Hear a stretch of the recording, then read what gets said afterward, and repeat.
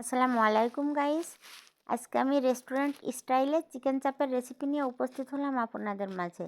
আমি প্রথমে 2টা লেগ পিস নিয়েছি, হাড্ডি থেকে মাংসটা ছুঁড়িয়ে নিয়েছি।